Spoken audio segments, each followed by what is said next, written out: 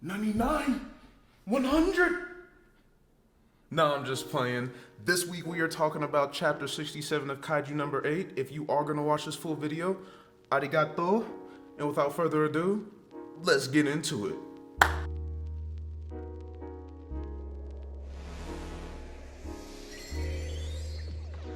So starting off with the cover page, bro, pay attention to the words that Hoshina is teaching you.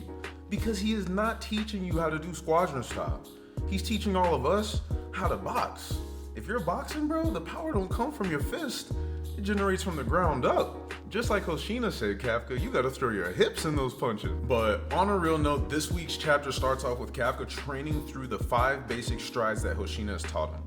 Through these 5 basic strides, Kafka is going to learn the foundations of the squadron style fighting technique. With the squadron style technique, everything generates from the ground up with his powers. So he's learning these strides so that he can truly learn how to torque his body and generate a full amount of power that he could possibly generate. While he's going through this, Kikoru walks up on him and she laughs at him and she's like, it's funny that you're learning this technique because you can't use any weapons. So honestly, it might work out perfect for you. And Kafka kind of takes it in the wrong way at first and is like, hey bro, don't be coming over here talking mess. And Kikoru's like, no. Like, my dad used to do this same exact thing every single morning. And I think that was awesome for Kafka to hear because it was reassuring for him that, dang, Director General learned this fighting style and he got that strong. So if I can master this style the same way that he did, who imagines how strong I can get? Hoshina truly is teaching me like what I need to know to get to where I want to be. So after Kikoru tells Kafka this, she then proceeds to hand him his phone and is like, here's a reward for all of your hard training that you've done. And Kafka is flabbergasted. He has not seen his phone since the incident where everybody figured out that Kafka was Kaiju number 8 because he punched away that huge bomb from Kaiju number 10. So right then, Kikoru's like, also, you should hit up your old squad mates. You haven't talked to them in just as long as you haven't seen this phone. From there, we see Kafka doing what he always does, man. Kafka is his own worst enemy. He starts getting in his head and he's like, talk to my old comrades, bro. Like, how can I talk to them? The last time that I talked to them, they figured out that I was Kaiju number 8, so what are they even gonna think of me anymore? Are they even gonna think of me as Kafka Hibino anymore, or are they just gonna think that like I'm some monster now? And immediately, right as soon as he turns on his phone, notifications just start going off, boom, boom, boom, boom, boom.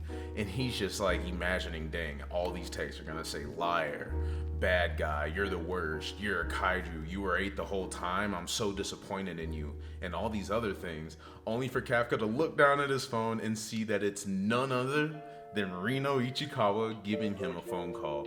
So Kafka's like, well, now that it's happening, I guess I got no choice, and just hits the end button by accident.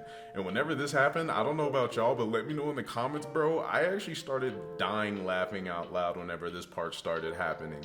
Like, actually just this whole sequence of events, I was laughing out loud at my phone. So then Kafka accidentally hangs up the phone and is like, dang, like that makes things even more awkward, bro, because now Reno's gonna be like, well, why'd you immediately hang up the phone on me? So then his phone starts ringing again, but next time somebody's calling, it's Iharu Furuhashi. So he's like, well, I guess I really do got no choice, bro. I gotta answer this phone. So then from there, Kafka answers the phone again, but instead of Iharu, it's actually Reno, and Reno's like, so bro, you can answer the phone for Iharu, but whenever you see it's me, your best bro, you know what I'm saying? Back in the old cleaner days, you can't answer the phone for me. And Kafka's like, well, bro, like, it's not even like that. And he's like, nah, don't even give me no excuses. And even then, on top of that, even if we're not talking about this, why haven't you hit none of us up in 2 months, bro? Everybody at this base has been worried about you. And right as soon as Kafka hears that all of us have been worried about you, it immediately calms his nerves. And he was like, dang, like, honestly, I've just been afraid. I don't even want to make excuses. I've been afraid. And this was a monumental moment for Kafka in this chapter, y'all. Kafka is finally starting to take acceptability, take responsibility. I think that, like, not only does he want to get stronger as a kaiju, but he also wants to grow stronger as a person. We started to see him begin to take a little bit of his responsibility whenever he did take the initiative of joining the defense force, but he still needed that push. Reno had to give him that push to make him even want to join in the first place. But this was one of the first times, man, that Kafka was like, no, I'm not even gonna make excuses for myself. Like, I was just afraid. And from there, Kafka just goes on to explain to Reno why he truly was afraid to even give them a call these past 2 months, man. And from here, you just have to put yourself in Kafka's shoes, bro. Imagine that your biggest secret of all time gets revealed, that you're some sort of alien compared to humans, and then you're just removed from them for 2 months. How are you going to approach that? Like, what are you gonna say? What are you gonna do? How are you gonna explain yourself? So you have to understand Kafka's state of mind right here, but at the same time, it's also funny to see Haru come in and say, yeah, bro, we're afraid of you. You are a kaiju, but at the same time, you're our friend. We don't hate you. You are our comrade. You saved our lives. Anybody that's willing to put their life on the line for us obviously means no malintent to us. If anything, I'm pissed because you thought that everybody from the 3rd Division was that cold-blooded, bro.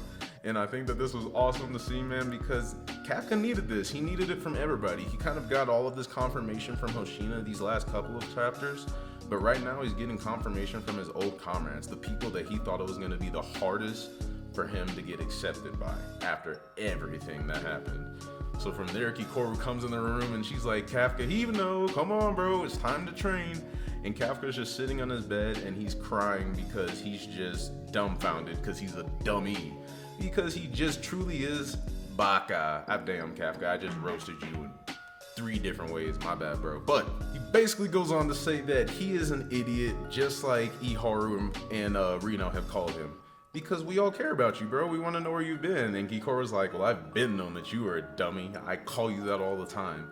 And then you see a list of texts of everybody back from the 3rd Division worried about Kafka and just trying to make sure that he's okay. And the best text of all of these texts, I'll pop it up on the screen, is Kaguragi just saying, come back alive, bro.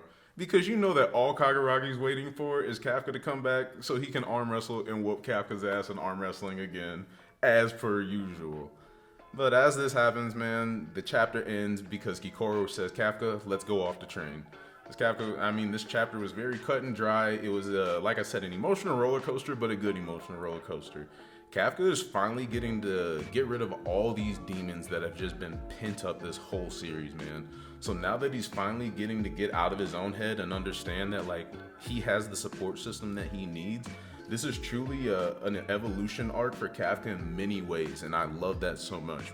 We're not just going to see the evolution of Kafka being able to use this squadron style technique. We're going to see the evolution of Kafka's his psychology in a sense, you know what I mean? He's taking control of his life in other ways. He took accountability in telling Reno, like, I was afraid. That's why I haven't talked to you guys. He's taking accountability in training for himself. He's taking accountability and saying, I don't just want to be Kaiju number 8. I also want to be Kafka that's helping contribute. So, just awesome, man. We're seeing an all-around growth of Kafka. I'm going to drop another video for y'all this week of something that me and my boy Macy have been talking about in the comments. Macy, if you're still watching this right now, I got you in a couple of days, my guy. But other than that, my people, it's the end of the video. You know what I'm about to do. Peace. That one wasn't that good, but it is what it is.